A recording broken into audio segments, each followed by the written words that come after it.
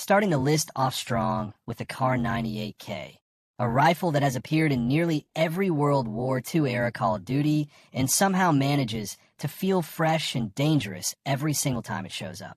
This is a bolt-action rifle, which means no fast follow-up shots, no room for error. You commit to every single bullet you fire. But when it connects, especially to the upper chest or head, it is lights out immediately. What makes the Kar 98K so legendary isn't just the one-shot potential, it's the skill gap it creates in a lobby.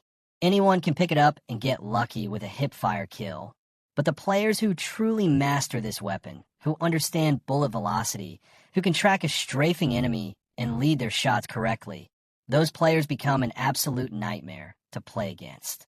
In Warzone specifically, the Kar 98K became infamous for cross-map one-shot headshots that would end your game before you even realized where the shot came from. People would be sprinting through open fields, completely convinced they were safe, and get dropped instantly by someone camped out on a hill 300 meters away. That kind of power creates genuine tension in a way that fully automatic weapons just can't replicate. There's a reason Quickscope montages built entire channels around this gun. It's simple, it's brutal, and it rewards precision over spray. Every era of COD needs its bolt-action king, and the Kar 98K has worn that crown more times than almost any other rifle in the franchise's history. This is the original gangster of Call of Duty sniping, and if you know, you know. The L96 A1 debuted back in the 2007 Modern Warfare era, and it basically taught an entire generation of players how to snipe in the first place. Before kill streaks got complicated, before attachments became a whole science, before quickscoping had a name, people were already learning the fundamentals of Call of Duty sniping on this exact rifle. It has a noticeably slow bolt cycle compared to later snipers, which means you genuinely have to commit to your shot placement because there's no quick correction if you miss. But in search and destroy lobbies, in one-life game modes where every decision matters, the L96 A1 turned into an absolute weapon of fear. Good players could lock down entire lanes with this thing, forcing enemy teams to take longer, riskier routes just to avoid a sniper's line of sight. What really cements this gun's legendary status is the era it came from. Modern Warfare 2007 is considered by a huge chunk of the community as the golden age of Call of Duty, and the L96A1 was right there at the center of that golden age. Half of the sniping culture that exists in this franchise today, the terminology, the playstyles, even some of the community tournaments, all of it traces its roots back to lobbies running this exact rifle. It might not have the flashiest stats by today's standards, but historically, culturally, this gun is untouchable. Respect the classics, because without the L96A1, sniping in this franchise might look completely different today. Now we're moving into the more modern era with the HDR, a 50 caliber monster that came out of Modern Warfare 2019 and immediately became a Warzone staple. What separates the HDR from earlier snipers on this list is the sheer bullet velocity and the almost non-existent bullet drop at extreme ranges. Previous snipers in the franchise required serious compensation for distance. You had to account for arc, for travel time, for drop over hundreds of meters. The HDR basically said forget all of that. Here's a laser beam with a 50 caliber punch behind it. This completely changed how long-range engagements worked in Warzone. Before this gun, sniping across the map was often a gamble, a rough guess based on feel and experience. After the HDR became popular, precise cross-map sniping became a completely viable and consistent strategy. Players started building entire loadouts specifically to abuse this rifle's flat trajectory, pairing it with mobility perks so they could relocate quickly after taking a shot without giving away their position for long. Content creators built whole highlight reels around insane HDR snipes from distances that seemed almost unfair. It got to the point where landing near open sight lines in Warzone felt genuinely dangerous because you knew someone somewhere was probably dialed in with an HDR waiting for you to peek. This rifle didn't just perform well, it fundamentally shifted how players approached positioning and map awareness in Battle Royale, and that kind of meta-defining influence is exactly why it earns its spot in the top 5.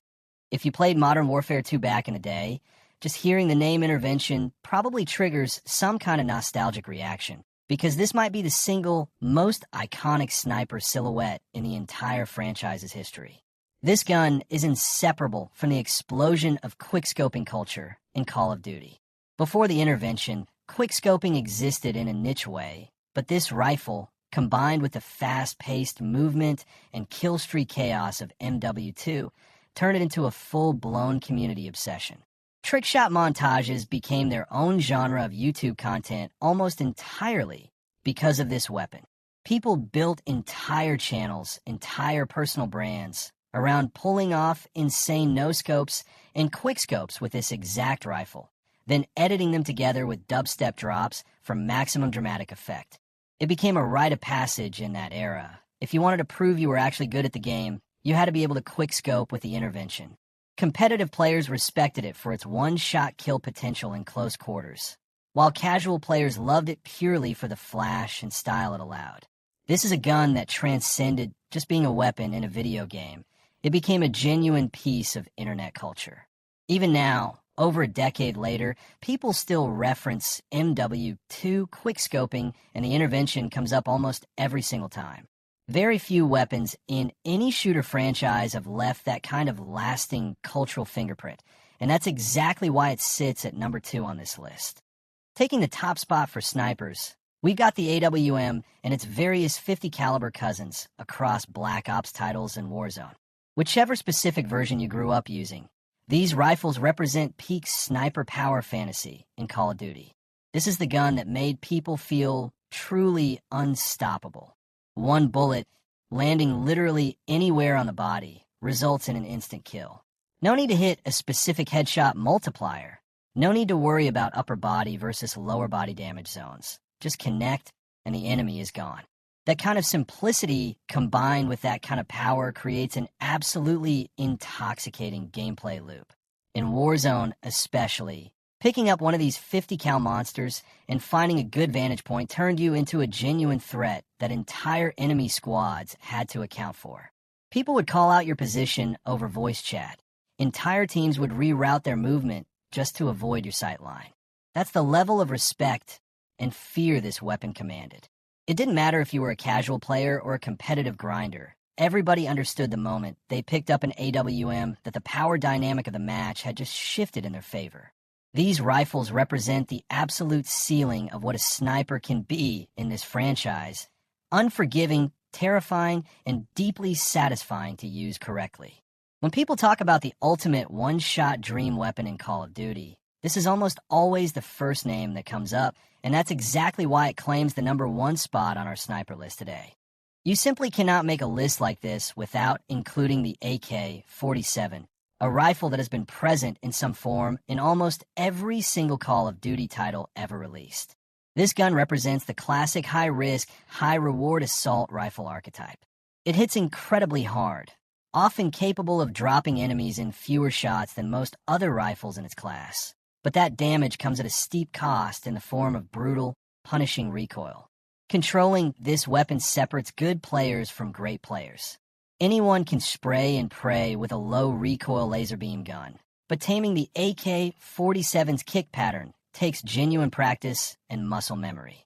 This is exactly why it's considered a true skill gun by the community. When you see someone absolutely dominating a lobby with an AK, there's a real sense of respect that comes with it, because you know they've put in the time to master that recoil pattern. Across nearly every era it has appeared in, the AK-47 has found itself either sitting at or very close to meta status, which is a genuinely rare feat for a weapon with this much recoil. It rewards commitment and punishes impatience. And honestly, that's exactly what makes it so beloved by the more hardcore segment of the player base. Casual players might get frustrated fighting the recoil, but once you put in the reps, this rifle becomes one of the most satisfying weapons to absolutely dominate a lobby with, era after era, game after game. The M16 deserves major respect for single-handedly turning burst fire weapons into a legitimate, respected playstyle rather than just a quirky alternative option.